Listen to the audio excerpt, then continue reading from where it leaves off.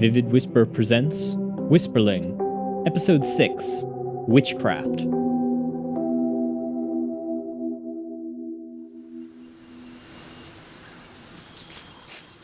Quinn pursued the Witch of Averish as she walked quickly and sure-footedly through the woods. Her ankle still hurt, and with each branch she tripped over, Quinn would fall behind, and the witch would make no effort to stop and wait. Quinn wondered once or twice whether Averish even remembered she was there. Spark followed Quinn. She wasn't sure where Patch was. She picked up another fallen tree branch to keep some weight off her ankle. How old are you? Averish didn't turn around to ask the question. Quinn wasn't certain she had heard right, but she was eager to break the silence. 13? And how often have you manifested? Sorry, what? Interesting. I saw you with those trolls. I'm impressed you're still alive. She stopped and looked upward at a tree. Excuse me? Get down from there. Quinn watched as Patch slowly, sheepishly climbed down the tree. Pardon. I didn't mean to lurk. I've made it perfectly clear how I feel about you rat spies watching me. No, you misunderstand. I'm not here as Gallo's spy. Today, I'm just Quinn's guide, to keep her from getting lost in the forest. It's true. We wouldn't have found you without them. Averish's face grew darker. I won't leave her side until she gets home safe. Are you keeping her safe from trolls or from me? With all due respect. All of the above? Well, in that case, I swear to you she won't be harmed. I will return her home before sunset. Besides, I can do more to protect her than you can. Oh, that might be okay. Wait, what? She swears she'll keep you safe. I know. How do you know she's telling the truth? If you don't trust me, then you'd best leave now. If I wanted to hurt you, I don't think your friend could stop me. She has a point. Some bodyguard you are. Just being honest. So follow me or not, but leave the rat. Averish kept walking. Quinn hesitated. Sorry about this. Why does she hate you so much? She doesn't like being spied on. We gave up after a while. She kept catching our rats, and we'd find them in a cage in the middle of the woods. Maybe we should just leave. She doesn't seem eager to help us. No. She might know something. You can't give up before you try. How do we know we can trust her, though? I mean, even the rats we found trapped were still alive. She even gave them some mushrooms to eat while they waited. She's not dangerous. Well, not if you don't threaten her. Just antisocial. Quinn, come on. I don't like this. If she knows something about Scarsteel, we have to ask. Let's go. We'll see you later, Patch. Roger. Quinn took off after Averish. Spark grumbled, but followed. Hey, wait up! The Averish was out of sight, and Quinn thought she had lost her. With Averish assuming she had left, and Patch assuming she was with the witch, there would be no one looking for her, no one to help her get home. Over here. Quinn spun. She had almost run right past Averish, who knelt by the trunk of a tree, gathering some herbs and stuffing them in the bag she carried. Quinn recognized the knife from Pumpkin's drawing. Averish rose again. Good. I had more questions. What? Why do you look so freaked out? Nothing. Patch is gone. Good. They really didn't mean any offense. They're not the first spy Gallows has sent after me. They won't be the last. Still, I'm glad you stayed. Why? And once again, the witch took off. Not in a hurry, but giving no quarter for Quinn to stay on pace. Now, tell me, Quinn, how many have you told? About what? About what? The witch smiled. Quinn was pretty sure it was at her expense. What do you think? How many humans have you told that you're a Whisperling? Oh. Specifically, I mean recently enough that they'd take you seriously. I'm sure when you were young, your parents loved your powerful imagination. Or else discouraged it. Either way, not the same. Quinn remembered telling her parents that her fox toy came to life and spoke to her, that the yard was filled with creatures made of wood and little people to play with. She remembered being confused at first when she overheard them talking about how she loved to play pretend. No one. I haven't told anybody. Oh, that's a shame. Why not? They wouldn't believe me. You're serious? They won't believe you? Just prove it. What? Oh, tell me you are not this dim. Have your friend, what's your name again? Spark. Have Spark bite their leg. Ask him to lift up a stick and have them watch it disappear. It should be trivial, I think. Have you ever tried? I guess not. The thought had entered Quinn's head before, though she had always suppressed it. Spark had mentioned it too, once or twice, but it was unsettling to hear it spoken so frankly by someone else. I'm disappointed. The Averish knelt down at a fallen tree, pulled out her knife, and started cutting the mushrooms that grew there. Quinn, we're supposed to be asking her questions. What? She keeps asking us questions and you keep answering them. We're supposed to be the ones getting answers. Okay, you're right. Excuse me. Still listening. How do I deal with the dragon? Dragon? The dragon. The dragon's been attacking Ardor. Ardor is the town near my house. A huge metal dragon. Have you seen it? Yeah, I know what you're talking about. Big metal bird with too many wings and a whole lot of cables. Who told you it was a dragon? Is it not? I'd never seen a dragon before. The colonel showed up and called it The colonel? Yes. He's a soldier who's been chasing this dragon around, and... I've heard of the colonel. You've met? No. Averish pocketed the mushrooms and stood again. First Gallows, now the colonel. That's quite some company you keep. The colonel is protecting Ardor from the dragon. I'm sure he is. Do you have a problem with him too? The colonel is a dangerous man. He follows creatures like your dragon around. And? And? Is that not weird? Going from place to place looking for and killing dangerous fairies? Does that sound like something a reasonable person would do? He's trying to save Ardor from Scarsteel. He named it Scar Steel? Maybe that's what he called it. How dramatic. If he is such a hero, why did he send you, a little girl, alone, to me? I'm not a little girl. I'm 13. And we thought maybe you'd talk to me. That's insulting. It worked, didn't it? The Averish turned to Quinn with a gaze so vicious Quinn thought she might catch fire. Which, as far as Quinn knew, was a real possibility. She had never met a real witch before. Sorry, I didn't mean to trick you. I didn't know you don't like him. Well, he did kind of say you might not want to talk to him, but I thought he meant because he's so... big. And armored. Quinn thought for a moment about what Spark had said. The conversation had been going on in circles, and the Averish hadn't given her even a bit of information. Please, we don't know how to deal with Scarsteel. We have no idea what its weakness is, just that it bleeds gasoline. Or something like it. Deal with it. You want to kill it. Averish knelt to pick something up from the ground. Maybe? Maybe. What does that mean? Maybe like you aren't sure? Maybe like you don't care? Or maybe like you just haven't accepted it yet? I didn't really think about it. I can't say I'm surprised. You're mean. This isn't helping. I never promised I'd be helpful.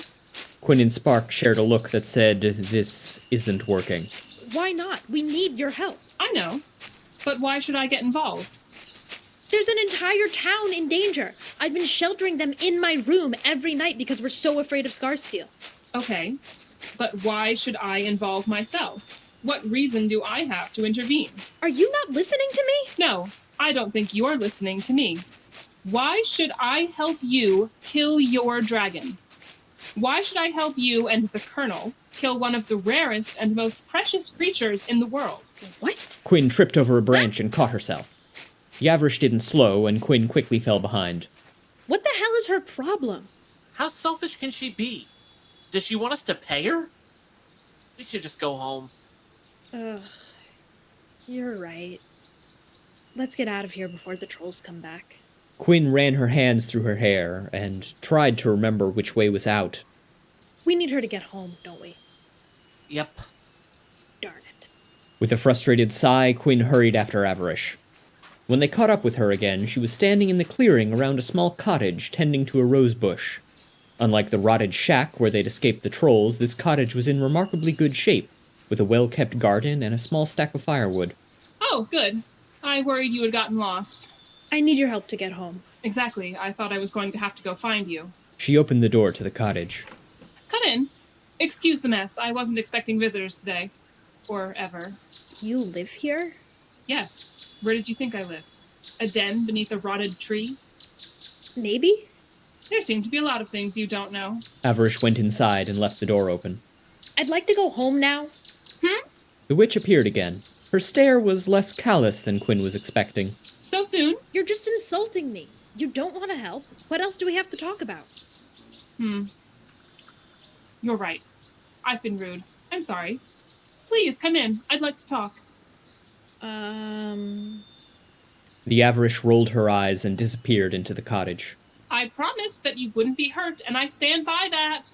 Is there some sort of magic that means you can't break your word? You really are confused. No. Well, not right now. But I did promise your friend the rat, and I'd rather not piss Gallows' spies off more than I already have. I don't know. Or else you could just sit out there.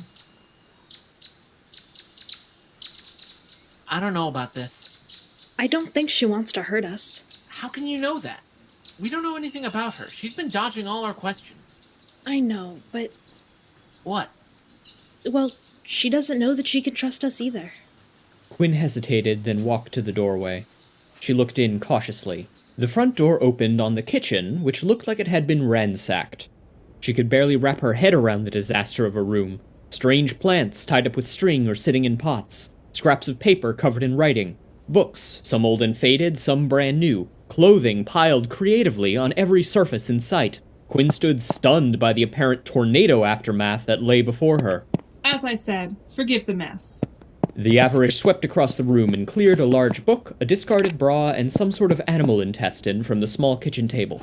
From one of the chairs, she cleared a pile of books. A softcover novel with a muscular male torso on the cover, a hardcover cookbook with a picture of a smiling lady, and a blue medical textbook that must have weighed 20 pounds. Please, sit. Quinn stepped awkwardly into the offered chair and sat, trying her best not to touch anything. Averish was already back at the stove, tending to a teapot. Spark, slightly less disconcerted by the mess than Quinn, started exploring. Averish dropped her bag on the counter and opened it. To Quinn's surprise, along with the various herbs, mushrooms, and berries she had gathered, it was filled with groceries. She could see broccoli, fresh fruit, and even a bag of sliced bread. Will you talk to me about Scarsdale now? I come across as callous sometimes. Living in the woods can do that. I don't think you're a spy, but you were brought to me and introduced by one of Gallows' spies. And then I learned the Colonel sent you. You can't blame me for being skeptical. Then why invite me in? I feel bad. I haven't given you a chance to catch your breath, and I should at least hear you out. Oh. Well, thanks. Don't take it as a change of heart, though. It's hospitality. It doesn't mean I'll help you. Okay. Good. Tea? She handed Quinn the cup. The drink was dark brown with a loose-leaf tea strainer. Quinn sniffed the drink nervously. Her eyes drifted to the strange herbs and mushrooms that littered the kitchen counter. What kind of tea is it? The Averish raised an eyebrow and, smiling, lifted a small box labeled Earl Grey. It looked like it had been bought from a grocery store. Your caution is noted, but it's just tea. Oh. She sniffed the tea again. For God's sake, here, I have some too. Averish lifted her own mug. Would you prefer to switch? No, that's okay. Quinn sipped the drink. It tasted bitter, but the normal kind of bitter. Sugar? Yes, please. Quinn sat at the crowded table. The Averish stood with her elbows on the counter. Why don't you want to help deal with Scarsdale? I don't like that you say want to deal with them. You want to kill them, right? Or am I missing something? I just wanted to stop attacking Ardor. Is there a way of doing that without killing it? Is there some sort of dragon repellent we could use? Say there was. Say I told you it was this mushroom here that would drive them away without hurting them. Would you be satisfied with that? What if they found another town, an even larger town than Ardor? Wouldn't you then be responsible for all the damage they would do there? That's not rhetorical.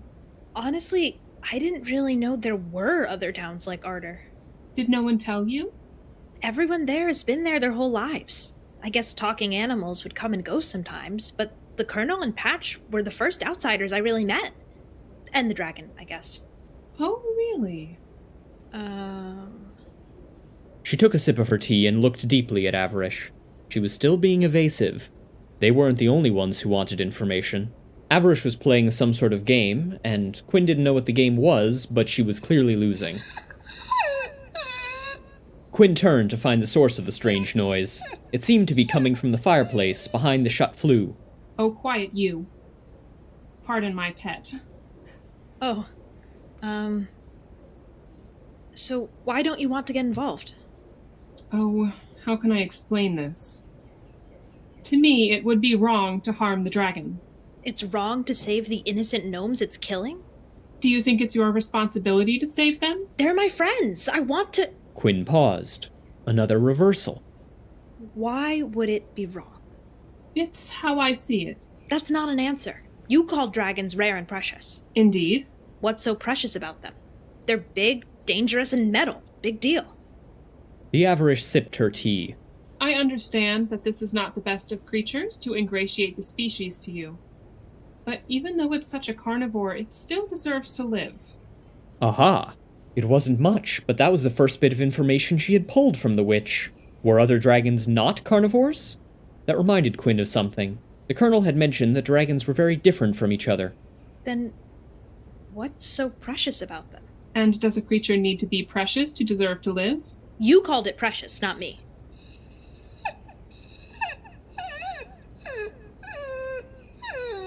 Averish picked up something small and furry from the counter. Stepping around Quinn, she walked to the fireplace and cracked open the flue. Spark disappeared in an instant, and Quinn almost leapt out of her chair as tendrils of black flame lashed up to consume the fluffy bundle as soon as Averish tossed it inside. The witch walked past Quinn again, ignoring the shock in her eyes. Excuse him. He's scary, but he means no harm. Just hungry. What the hell is... Was this another distraction? Was the witch trying to be intimidating? He's adorable. How do we fight the dragon? Let me be explicit. I want no part in killing Scarsteel. And I'm not really interested in helping you kill it either. Finally, the witch turned away from the oddities on her counter and pulled out the other chair to sit with Quinn. She calmly sipped her tea. Why not? It's killing innocent people. What is wrong with you? I fed you. Stop whining. I know exactly what they're doing. I've seen them flying past. Then how can you not help? I understand you care about your town, but I'm an ecologist. I have a different moral code. I have no interest in killing such a rare, beautiful fairy. Beautiful? What about the fairies it's killing? Don't they count for anything? Of course they do. But more to you than me. Think about this. Just earlier today, I saw a hawk that caught a squirrel. It was still eating it. Had you been me, would you have killed the hawk to save the squirrel? That's totally different. What if the squirrel could talk? What if it had caught your rat instead? Quinn sputtered. The Averish was wrong. Couldn't she see that she was wrong? But Quinn couldn't find the words to explain why. It's not the same. It's not the same to you. And I respect that. I ask that you respect that this is how I see it. But it made no sense, right? Something about it reminded Quinn of the rabbits from the painting, bathed in brighter light than their surroundings. If the squirrel had friends, I doubt they would have seen the difference. Quinn sipped her tea. It was bitter from frustration and oversteeping. I know this isn't what you want to hear. I don't expect you to agree, and maybe you can see why I live so remotely. Yeah, I guess I can. The Averish sipped her tea and looked away. It can't be beautiful when it's killing my friends. I understand. You know, I saw you with the trolls. I know, you said that. Well, no. I mean, I watched you. Invisibly. From when it dragged you to its pit. And you didn't help me? That's what I'm getting to. I thought about it, but think what would have happened if I had. I wouldn't have been trapped in a pit for so long. Averish didn't reply, but raised her eyebrow smugly and sipped her tea. Also smugly. I would have escaped, and I wouldn't have pulled that thing out of the troll. Exactly. And now that troll is healthier, and maybe even in your debt. They're very loyal creatures. Did you know that? No, of course you didn't. If I had tried to save you, I might have had to kill the healthy one if it attacked to save its mate. Would you have had me make that trade? Your safety for the lives of both those trolls? I don't know. I guess not. Then maybe this position is no different. Quinn sat there sipping her tea. Averish was still wrong, but Quinn couldn't figure out how to explain why. So you won't help me? Won't tell me anything more about it? I'm sorry to be stubborn. So you do know more, you're just not telling me. Again, Avarish raised an eyebrow. Why did you agree to talk to me? What do you get out of it? The witch shrugged. Well, maybe I enjoy your company. I don't think so. You've been toying with me all day. If you're so vigilant, then you tell me.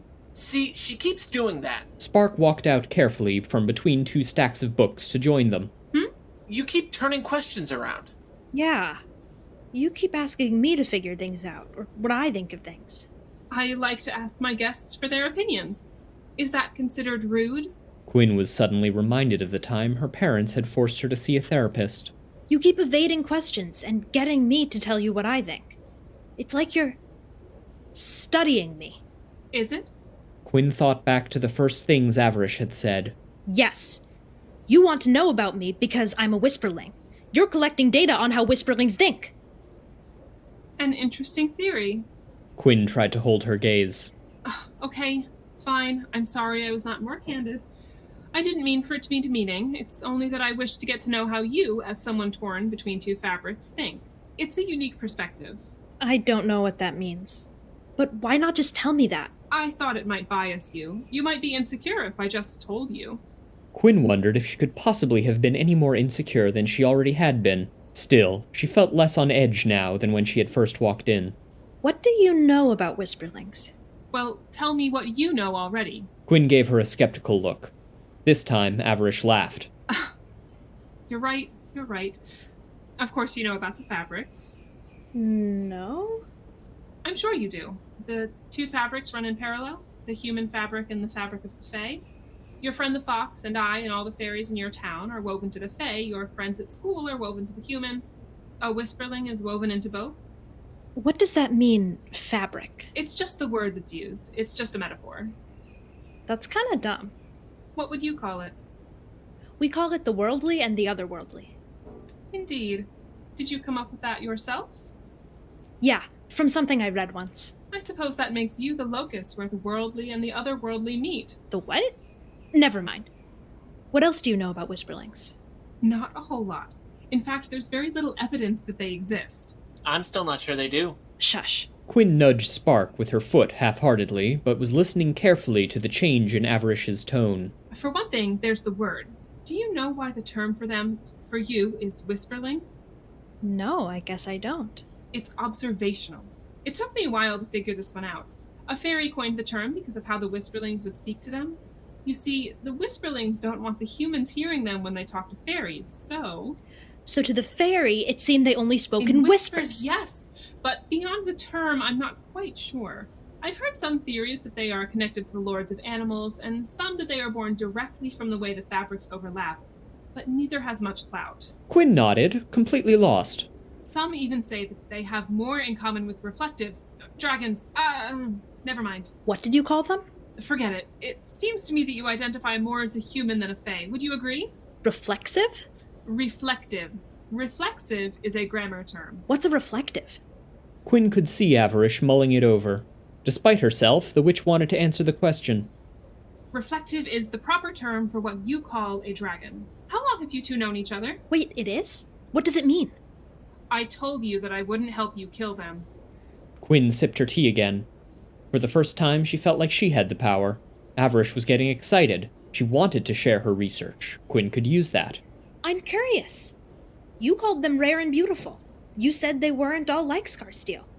How can I know what they're really like if you won't teach me? Oh, shut up.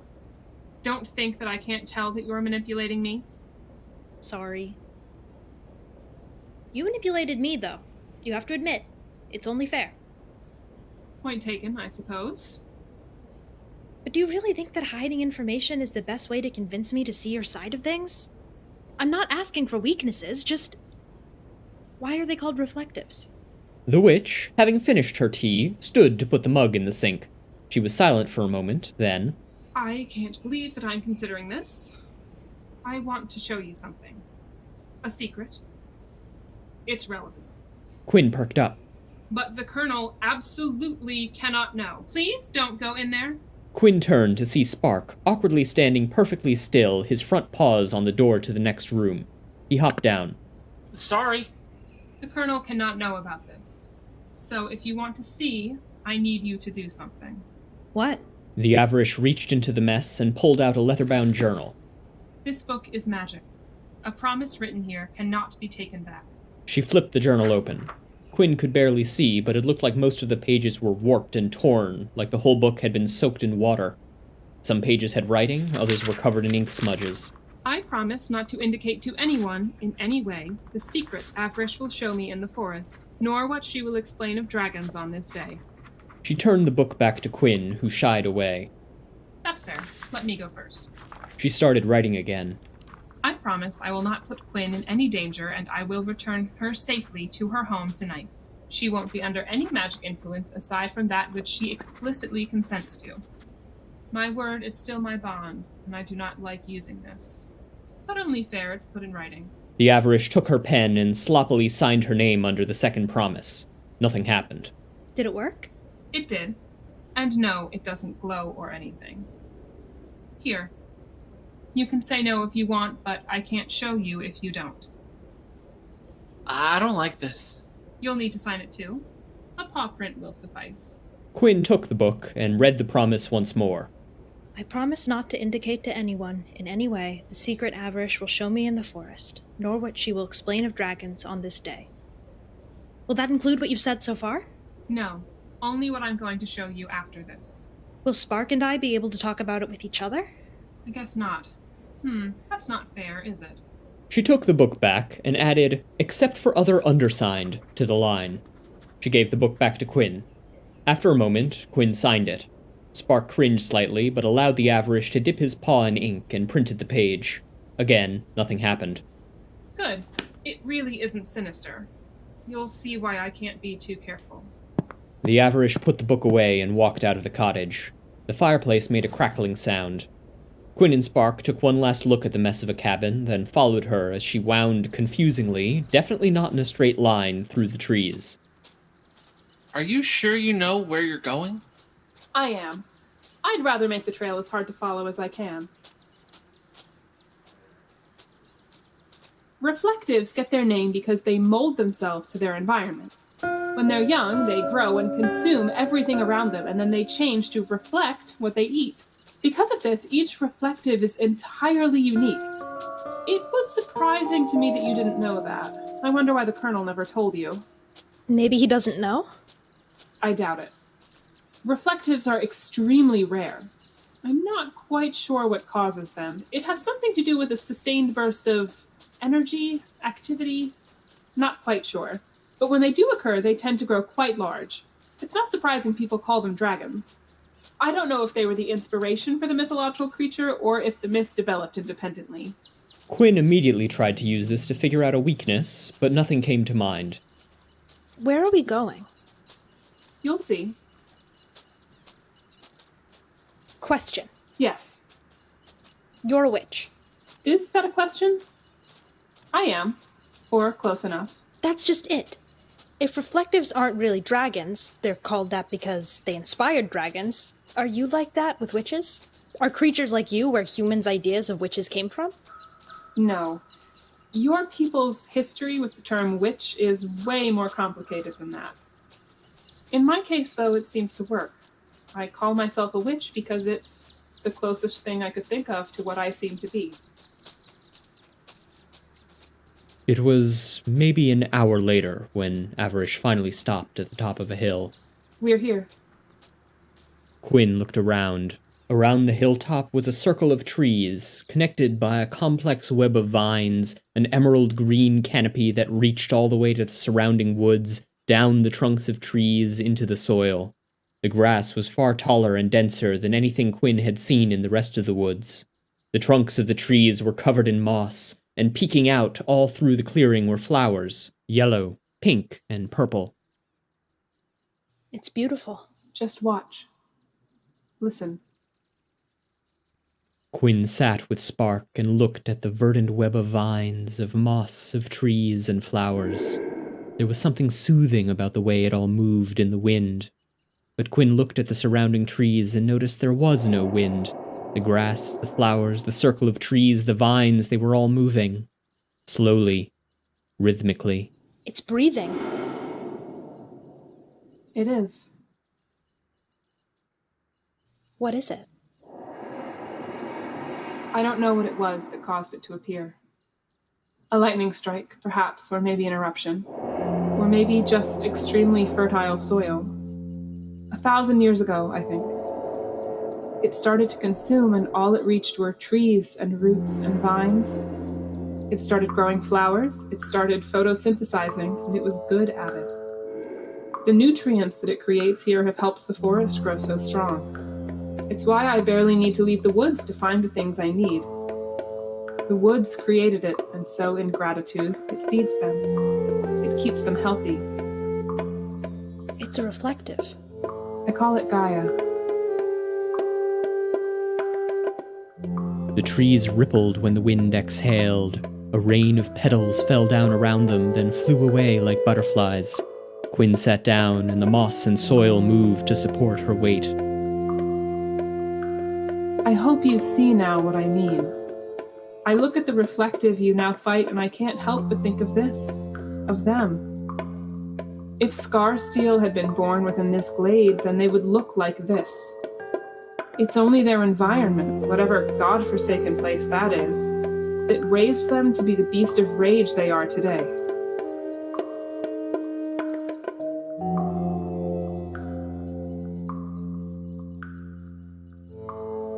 The three sat there, watching Gaia breathe for what felt like hours.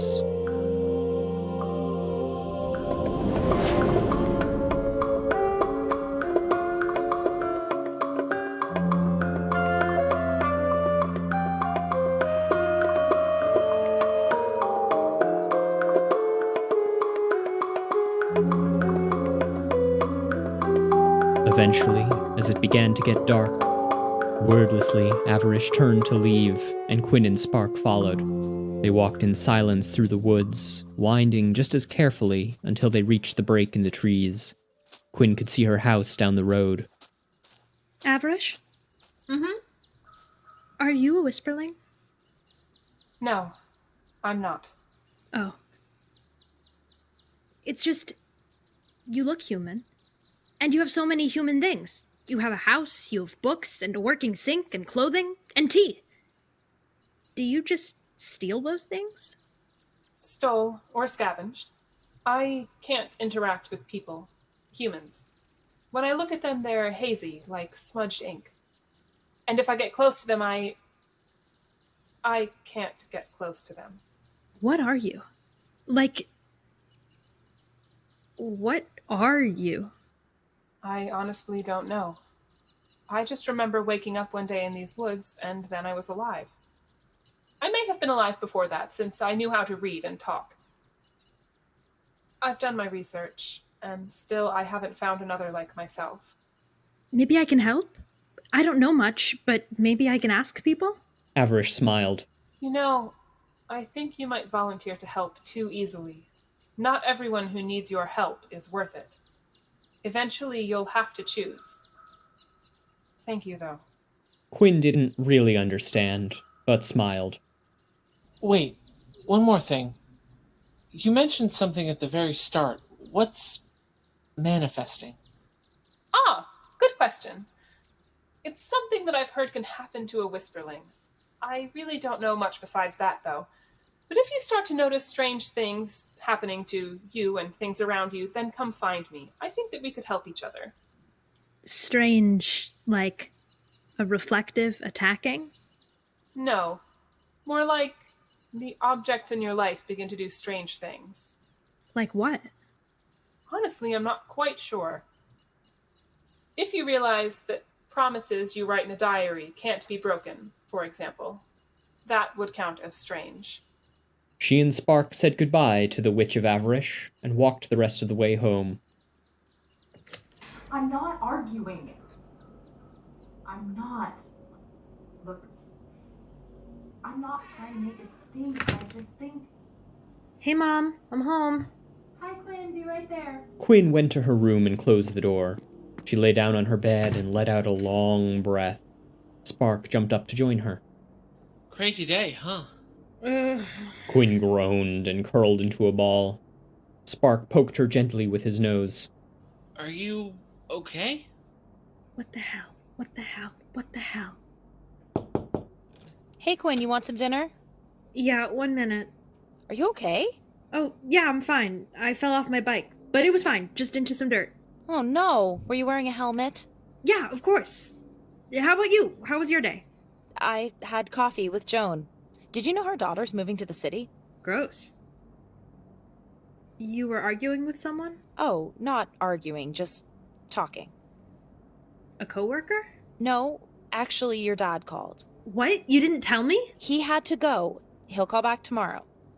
Fine. What were you arguing about? Nothing, honey. He's doing okay. Did you see Dominic today? Dominic, Jen, the fire, the boy with the black hair and the skull patch on his bag, Mike. It came rushing into Quinn's mind all at once. No, I didn't. I'll be right down. I need to use the bathroom. Quinn hurried to the bathroom, closed the door, and grabbed the edge of the sink. She struggled to catch her breath. She tried to get control of herself as tears fell down her face. She curled into a ball on the floor, pushed a towel to her face, and screamed.